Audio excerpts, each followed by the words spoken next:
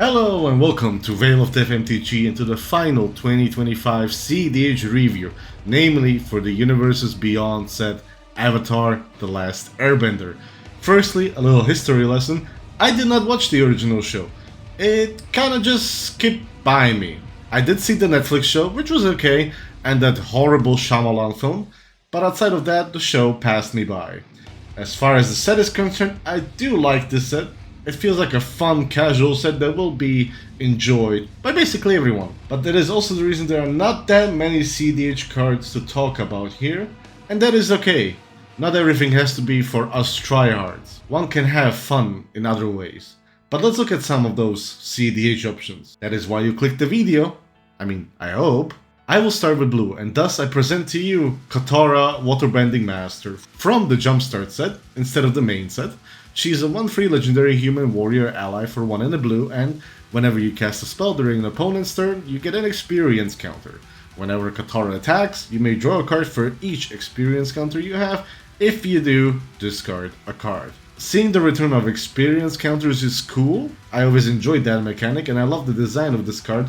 The unfortunate thing is that Mono Blue is kinda meh in cEDH, and even if Katara looks like a pure control deck, I think she will find a home in the 99 or 98 respectively. However, not sure yet what deck wants this. Currently we only have like Mizzix or Azuri, but also we have the father and son duo of Kratos and Atreus, but outside of that, maybe the commander has not yet been printed. Obviously, nothing is stopping you from testing it and trying it out in the command zone or in your deck, because drawing cards is always great. Also, remember that experience counters can be proliferated. Moving on, we have the Mechanist, or Machinist, or whatever, Aerial Artisan from the main set. That is a 1/3 legendary human artificer ally for 2 in a blue. On a side note, yes, ally players are rejoicing from this set. Anyways, let's see what the card actually does. Whenever you cast a non-creature spell, create a clue token. Tap, until end of turn, target artifact token you control becomes a 3/1 construct artifact creature with flying. The second ability will not always come up, but it can be a win condition if you can jump through some hoops. The main part is for any non-creature spell, you get a clue. Urza is an obvious one for this card. Making artifacts for just playing the game is strong, and like Urza, it can go nuts with Isorev. But that is about everything this card can do. You will hear me say that a lot, because many cards here feel like fun support cards, and this is one grand example of that. Don't have that much to say here, because the next card is spicy one and the final blue card, and I hope I'm not butchering the name, because here we go. We have 1 Chiton, Librarian, a legendary bird spirit, 1/1 with flash, flying vigilance, for blue, and X. When this creature enters, put X +1/+1 counters on him.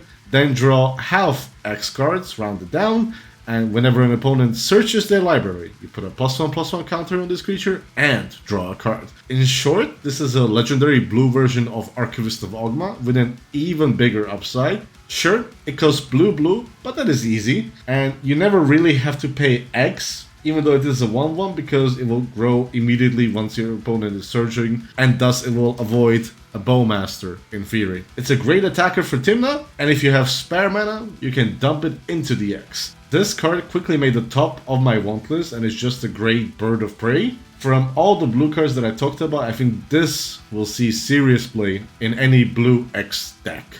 Moving on to red, I only want to mention one card, and that is Redirect Lightning. It's an instant speed lesson for a single red, with as an additional cost to cast a spell, you either pay 5 life or 2 generic, and you change the target of target spell or ability with a single target. So it is a deflecting spell that cannot be cast for free. However, you can just pay 5 life or just the full cost of free.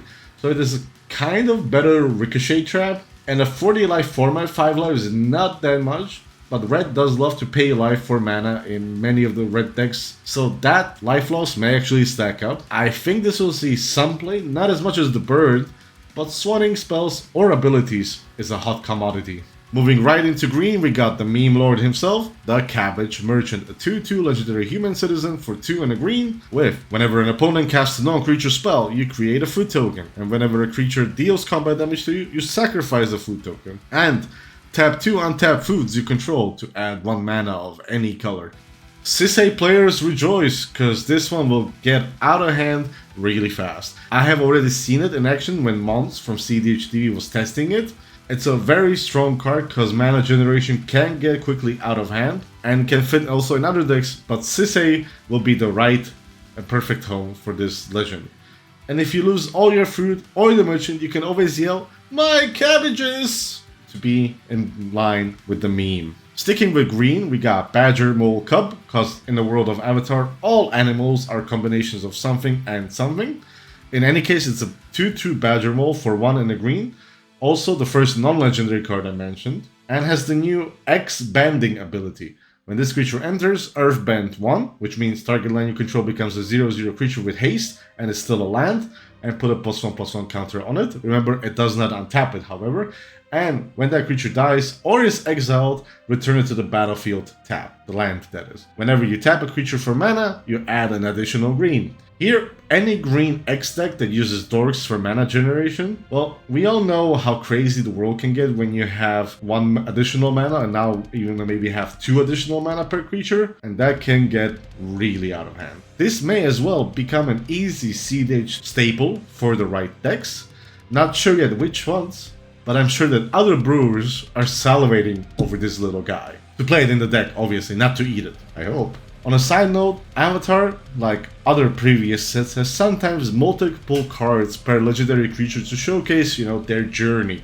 And one of those I will showcase now, which is Fire Lord Azula for 1, and Grixis is a legendary human noble 4/4 with Firebending 2. Firebending, for those that don't know, whenever this creature attacks, you add red.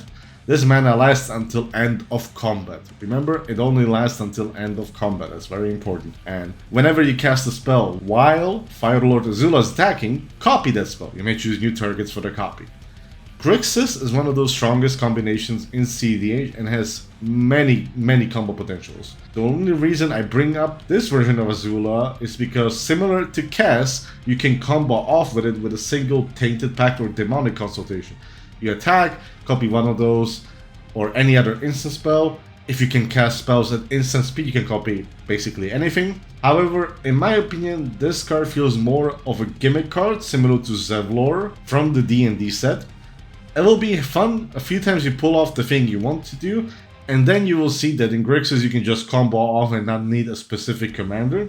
Like I mentioned earlier, feel free to test and mess around with this and or the other variants, but again, most of the cards in the set feel like awesome support cards for established decks. But I will leave the final move to you, dear viewers or listeners.